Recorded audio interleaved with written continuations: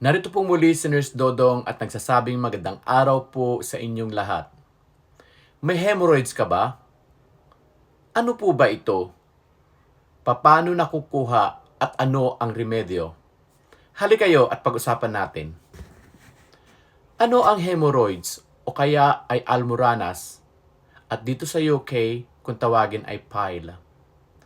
Ang hemorrhoids po ay ang namamagang ugat sa loob o labas ng puwetan, sa anus at rectum. Ito po ay parang varicose veins pero nasa puwetan nga po lamang. Paano po ba ito nakukuha? Ito po ay nagkakaroon ng hemorrhoids kapag mataas ang pressure sa ugat ng puwetan dahil sa madalas na paghilab o pag-ire kapag tayo po ay dumudumi. Constipation, matigas ang dumi. Matagal na pag-upo lalo sa toilet, kaya dapat iwasan na magdala ng gadget gaya ng cellphone, iPad, dyaryo at iba pa na siyang dahilan kung bakit nagtatagal sa loob ng toilet. Ituon po natin ang ating konsentrasyon na pagdumi at huwag pipilitin. Pagbubuntis, obesity, ito yung mga matataba. Kulang po sa fiber at tubig. Pagtanda, dahil humihina ang support ng ugat. Iano po ang scientific explanation sa hemorrhoids? Ito po ang simpleng paliwanag. Kapag po tumataas ang pressure sa rectal veins, lumuluwang po ang ugat. Naiipon po ang dugo, namamaga, at nagdudulot ng kirot, ng pangangate o pagdurugo. Meron po kasing dalawang uri ito. Ito yung tinatawag natin internal hemorrhoid. Ito yung nasa loob, kadalasang walang sakit pero may dugo.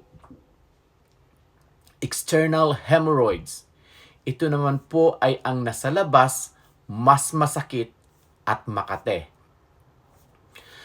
Narito po ang mga remedyo. Ito po yung mga home remedies. Una po ay kumain po tayo ng fiber-rich food. Mga gulay, prutas, oats.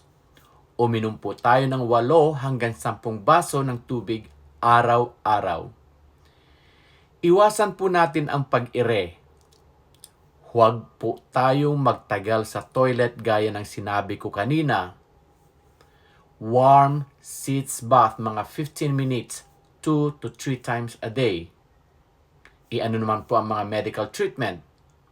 Ito po yun, nililisahan po tayo ng hemorrhoids creams o suppositories. Pain relievers kung kailangan.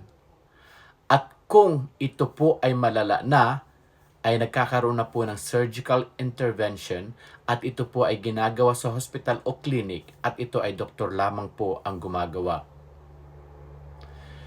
Kailan po tayo dapat magpatingin sa doktor? Kapag tuloy-tuloy na po ang pagdurugo, matinding sakit, may bukol na di nawawala, may lagnat o nana.